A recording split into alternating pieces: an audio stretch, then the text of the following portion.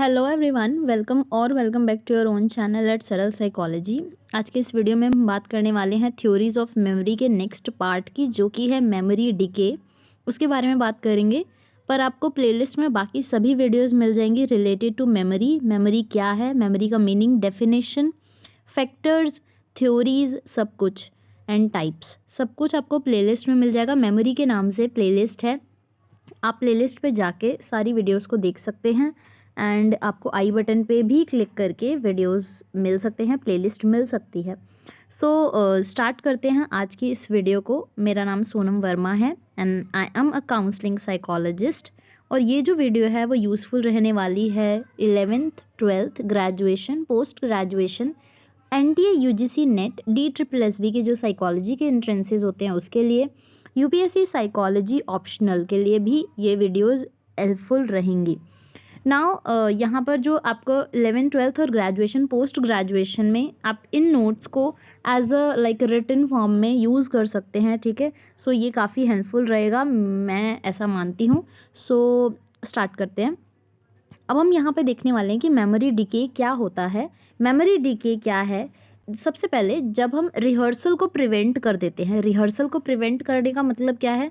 अगर हम किसी चीज़ को, उसकी रिहर्सल नहीं कर रहे हैं, किसी चीज़ को बार बार सोच नहीं रहे हैं, ठीक है, किसी चीज़ को बार बार दोहरा नहीं रहे हैं, तो वो मेमोरी जो है हमारी डिके हो जाती है, मतलब हम उसे एक टाइम के बाद भूल जाते हैं। रिहर्सल का प्रिवेंट होना ही मेमोरी डिके है। अगर हम रिहर्सल नहीं करेंगे तो हमारी मेमोरी डिके हो जाएगी, मतलब एक टाइम के बाद हमें वो चीज़ याद नहीं आएगी, ठीक है।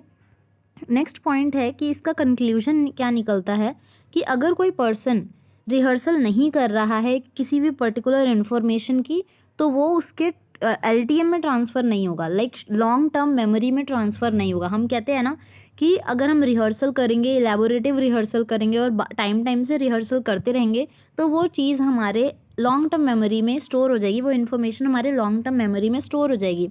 लेकिन अगर हम एक टाइम के बाद रिहर्सल करना बंद कर देते हैं, तो वो हमारी लॉन्ग टर्म मेमोरी से भी हमारे जो है अनकॉन्शियस माइंड में जा सकती है। मेमोरी पूरी तरीके से डिलीट नहीं होगी, डिके हो जाएगी। डिके मतलब हमें वो चीज़ याद नहीं आएगी, हमारी मेमोरी में तो है लेकिन वो हमारे अनकॉन्शियस ब्रेन में जा चुकी है, अनकॉन्शियस माइंड में जा चुकी है, इसलिए वो हमें याद नहीं आती, क्योंकि हम उसका बार बार रिहर्सल नहीं कर रहे होते, ठीक है। नाउ ये मेमोरी किसने दी थी, कैसे दी थी, और जॉन ब्राउन एंड पीटरसन ने इसके बारे में क्या बताया, उसके बारे में एक देखते हैं इलेबोरेटिवली। तो क्या था कि सबसे पहले मेमोरी की जो बात की थी कि मेमोरी डिके हो जाती है, इसके बारे में सबसे पहले बात की थी हरमन बिगहॉस ने, ठीक है। हरमन बिगहॉस ने इसके बारे में बात की थी। इन्होंने हमें बताया था कि भाई मेमोरी डिके होती है, ठीक है, लेकिन इनकी बात पे किसी ने भी ध्यान नहीं दिया और इनकी बातों को सीरियस नहीं लिया कि मेमोरी डिके कैसे हो सकती है ना, और इन्होंने कोई प्रूफ भी नहीं दिया।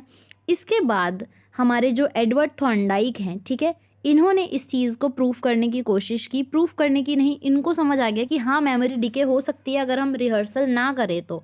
और इसका इन्होंने अपनी बुक में जिक्र किया कि अगर हम रिहर्सल नहीं करेंगे तो मेमोरी डिके हो जाएगी, लेकिन इन्होंने कोई भी साइंटिफिक प्रूफ हमें नहीं दिया, ठीक है। एडवर्ड थॉर्नडाइक ने भी हमें कोई साइंटिफिक प्रूफ नहीं दिया और हरमन बिगहॉस ने भी हमें कोई साइंटिफिक प्रूफ नहीं दिया। लेकिन उसके बाद आए जॉन ब्राउन एंड पीटरसन ने, इन्होंने ये जो दो साइकोलॉजिस्ट हैं, इन्होंने बताया कि जो हमारी मेमोरी है अगर हम उसकी रिहर्सल नहीं करेंगे तो वो डिके हो जाएगी या फिर हम उसे भूल जाएंगे, ठीक है। अब इन्होंने इस चीज़ को कैसे प्रूफ किया उसके बारे में बात करते हैं। तो इन्होंने एक लैब एक्सपेरिमेंट किया जहाँ पर इन्होंने 24 पार्टिसिपेंट्स को ट्राइग्राम्स दिए। ट्राइग्राम्स क्या होते हैं? अल्फ़ाबेट, 3-3 के पेयर के अल्फ़ाबेट्स दिए, जैसे आप स्क्रीन पर देख रहे हैं THS CHL, इस तरीके से बहुत सारे इन्होंने ट्राइग्राम्स दिए, इनको नाम दिया ट्राइग्राम्स। ट्राइग्राम्स क्या हैं? अल्फ़ाबेट्स हैं जो कि 3 के पेयर में हैं। फिर पार्टिसिपेंट्स को ये अल्फ़ाबेट्स सुनाए और पार्टिसिपेंट से कहा कि आप रिवर्स काउंटिंग करो और हम ये आपको सुनाते जाएंगे, ठीक है। रिवर्स काउंटिंग करने के लिए उन्होंने क्यों कहा? ताकि वो रिहर्सल ना कर पाएँ। अगर मैं आपको कोई वर्ड बोलूँ 1 2 3 याद करना है आपको, तो आप उस चीज़ को याद करोगे, ठीक है। जैसे मैं आपको बोलूँ THS, ठीक है, और अब मैं आपको कोई और टास्क ना दूँ तो आप उसको लगातार बोलते रहोगे और वो चीज़ आपको याद हो जाएगी।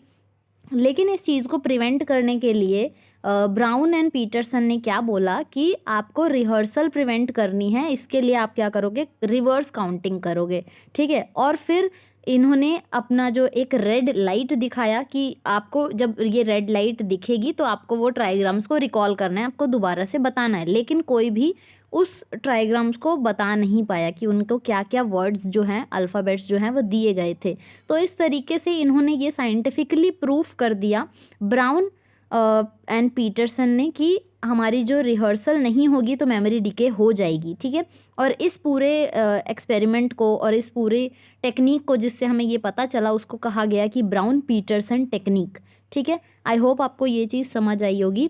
अगर कोई डाउट रह जाता है तो आप मुझसे कमेंट सेक्शन में पूछ सकते हैं, ठीक है। नाउ बेसिकली डिके थ्योरी हमें क्या बताना चाहती है कि our memory fades away with time. हमारी जो मेमोरी है टाइम के साथ धुंधली हो जाती है, फेड हो जाती है, ठीक है। इसलिए हमें उसको बनाए रखने के लिए बार बार रिहर्सल करनी पड़ती है, ठीक है।